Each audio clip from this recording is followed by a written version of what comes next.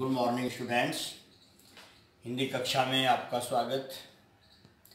और आज वैसे तो हमने शब्दों के प्रकार आपको पढ़ाए थे, तो उसमें तत्सम और तद्भव भी बताए थे, लेकिन आज हम तत्सम और तद्भव को कैसे, तत्सम से तद्भव की पहचान कैसे होगी, इस विषय में आपसे चर्चा करेंगे।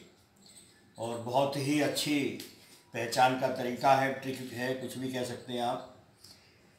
तो देखिए, तत्सम ये हम बता भी चुके हैं, लेकिन फिर से दोहरा देते हैं कि तत्सम उसके समान, तत्सम अर्थात उसके समान, तत् माने उसके, सम माने समान, अर्थात किसके समान? संस्कृत के समान।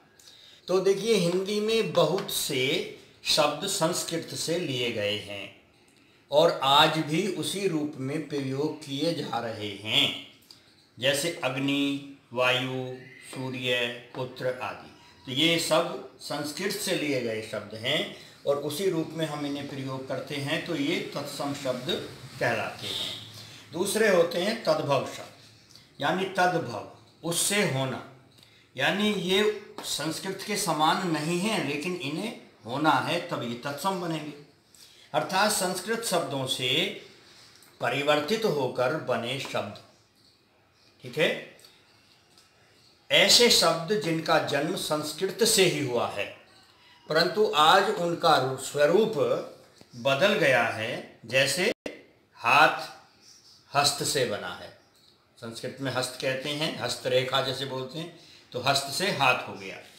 अब देखिए, इनके नियम पर, तत्सम व तद्भव को पहचानने के नियम देखते हैं। सबसे पहला नियम है, देखिए कि क्षय छत्री वाला क्षय, इसका प्रयोग प्राय तत्सम में होता है।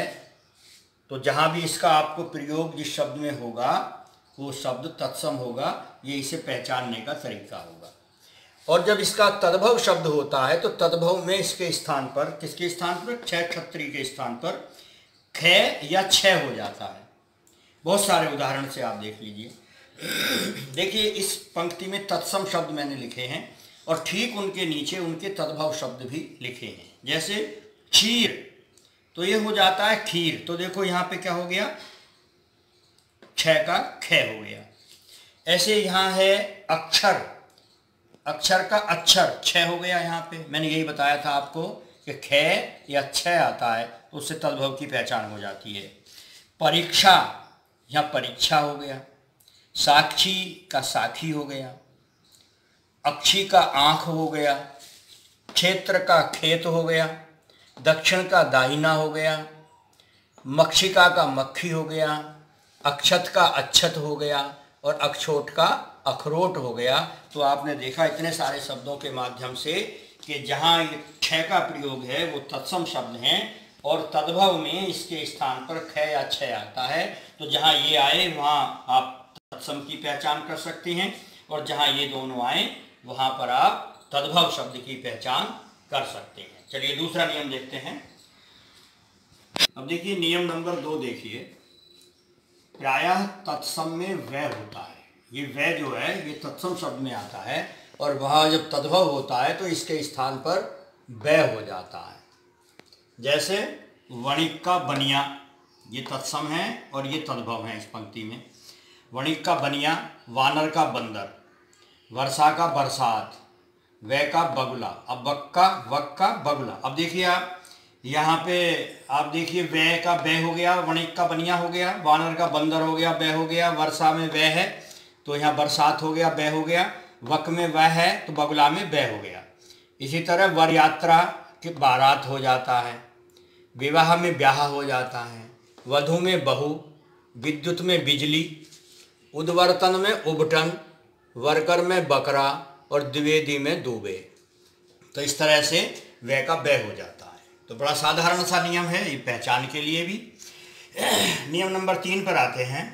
बड़ा शय, ये भी तत्सम शब्द में आता है और जब तद्भव होता है तो इसका छोटा शय हो जाता है। जैसे श्यामल का सांवला, शुक का सुआ, शुंड का सूंड, श्वेत का सफेद, दर्शन का दर्शन, ऐसे दैर सैन्य दर्शन, आदर्श का आरसी, आशीष का अशीष, शब्द का शबद, और कबीरदास जी के उसमें देखा होगा आपने, साखी शबद रमैनी, शबद श्रावण का सावन और प्रासमिन का पसीना हो जाता है। ठीक है। अब नियम नंबर 4 पे आते हैं। देखिए प्राय ऋर और त्रय जो है ये भी तत्सम में आते हैं। तो इनमें कैसे होता है, जैसे तत्सम में रात्रि है तो उसका हम रात बोलते ही हैं, राजपुत्र का राजपूत है, श्रृंगार का सिंगार है, घृत का घी है, मृतिका का मिट्टी है, घृणा का घिन है और दृष्टि का दीठी है। 5वें नियम को देखते हैं। देखिए विसर्ग कुछ शब्दों के बाद आपने लगे हुए देखे होंगे। तो विसर्ग जो है, विसर्ग का प्रयोग उन्हीं शब्दों में होता है जो हिंदी में उसी रूप में प्रचलित हैं। तो संस्कृत में जब ये जाते हैं तो वहाँ विसर्ग लग जाता है तो ये शुद्ध तत्सम हो जाते हैं, और जब इनका तद्भव हिंदी में प्रयोग करते हैं तो करते वैसा ही हैं। तो क्या करते हैं, तद्भव में इनका विसर्ग हटा देते हैं। जैसे कर्पूर है तो कर्पूर हो गया, और ज्येष्ठ है का ज्येष्ठ हो गया। ठीक है। चलिए थोड़ी सी बात और है, उसे और समझा देते हैं।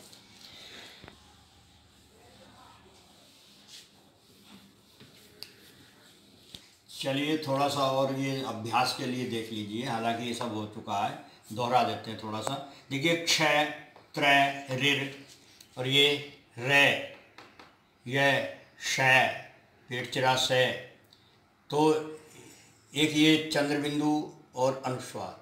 अब देखिए चंद्रबिंदु तद्भव में आता है और अनुस्वार जो है ये तत्सम में आ जाता है। पेट चिरा स है तो इसका कहीं घय हो जाता है या स हो जाता है, यह का जय हो जाता है, इस स का छोटा स हो जाता है।